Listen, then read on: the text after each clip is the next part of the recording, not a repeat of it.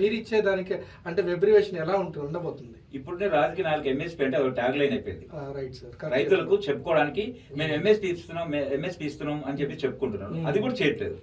MSP అంటే minimum supporting price. ఎవరికి కావాలి మినిమం సపోర్టింగ్ ప్రైస్?